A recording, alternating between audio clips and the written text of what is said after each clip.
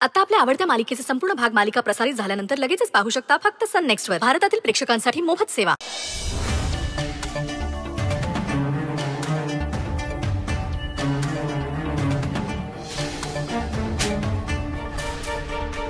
कामिनी, तुझी वेळ आता भरली. निघ इथून.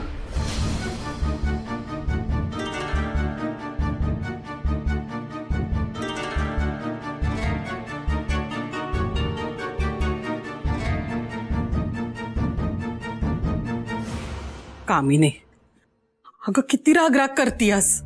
शांत हो की जरा. अगं आईचं काळीज आहे माझं. तुझी अशी अवस्था नाही बघवत मला.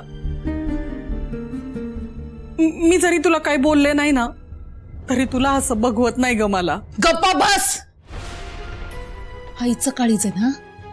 तू जर स्वतःला माझी आई समजत असतीस ना तर तू त्या अक्षराची साथ दिली नसतीस. हे जे आईपणाचं ढोंग आहे ना ते माझ्या समोर करू नको. मी तुला चांगलं ओळखून आहे.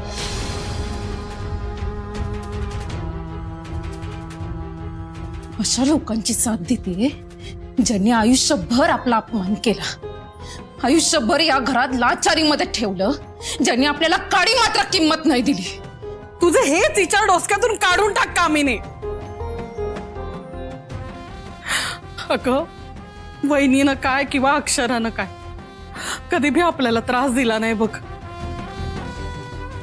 या वाड्यानं ना लई दिलंय आपल्याला. तू या वाड्यात लहानाची मोठी कधी झाली हे बी कळलं नाही. वहिनीनं पोटच्या पोरीसारखा सांभाळ केलाय ग तुझा. या वाड्यात कधी भी कुणाचं काही वाईट होत नाही. गप्प बस. माझ्या समोर या वाड्यातलं कुणाचं बी काय बी कौतुक करू नकोस, नाहीतर तुझं तोंड आहे ना मला आयुष्यभरासाठी बंद करावं लागल. परत जर या घरात कुणाची साथ दिली ना माझ्या विरोधात जाऊन तर मी विसरून जाईल की तू माझी आई आहेस. अगं का. गप्पा बस. एक शब्द पण पुढे बोलू नकोस. मला काय बी ऐकून घ्यायचं नाहीये. निघ इथून. अगं निघ.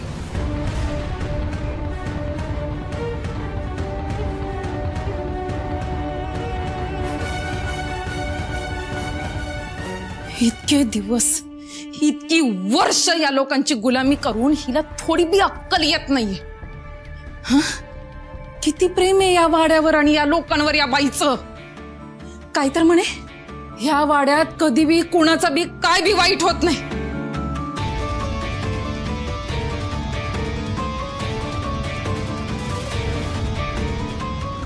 या वाड्यात कुणाचं कधी बी काय बी वाईट होत नाही.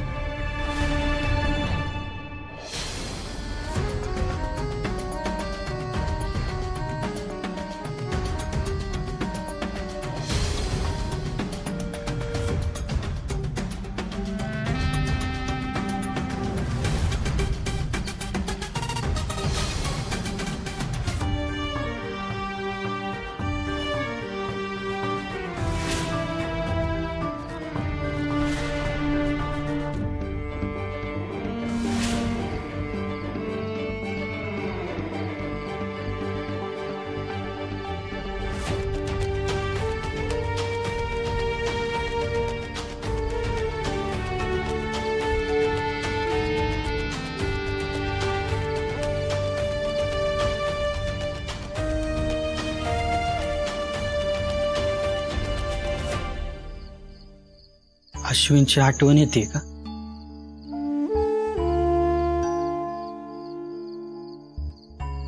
नाही, त्याची कशाला आठवण काढू. किती त्रास दिला त्याने ताईला. मी माझा पूर्ण विश्वास त्याच्यावर टाकला आणि लहानपणापासून आतापर्यंत प्रत्येक क्षण जिच्यासोबत जगले त्या ताईला ओळखायला चूक केली मी. नाही येते मला त्याची आठवण. तुम्ही मला खोटं सांगशील पर सौताच्या मनाला कसं समजवणार आहात. अहो तुम्ही प्रेम केलंय त्याच्यावर तरच होणारच ना. म्हणजे कसं आहे, काय काय गोष्टी अशा घडून जात आहेत बघा. म्हणजे आपण आपल्या परीनं नितळ वागायचा प्रयत्न करतोय, पण दुसरा कसा वागेल ना हे आपल्या हातात नसते ना. बरं, जे झालं ते झालं. आता त्याचा जास्त विचार करू नका.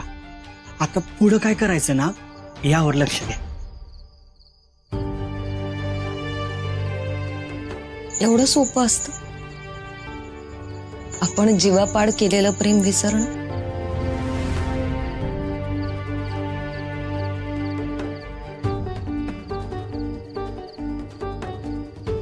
खरं तर ह्याचं उत्तर माझ्याकडे बी नाही बघ. म्हणजे माझ्यापेक्षा ना तुम्ही जास्त नशीबवान आहात. तुमच्याकडं तुमच्या आठवणी तरी शाबूत आहे. माझं बघा समजाच अवघड होऊन बसले. म्हणजे एखादा प्रसंग आठवायला गेलो ना तर असं डोकं जड होतंय, सुन्न होतंय. आता हेच बघा की लग्नाच्या आधी रातच्याला मी तुमच्या घरला आलतो तेव्हा अक्षरा मला आय लव्ह यू बोलली का नाही हे बी मला आठवत. जीजू, ताई म्हणाली होती तुम्हाला आय लव्ह यू.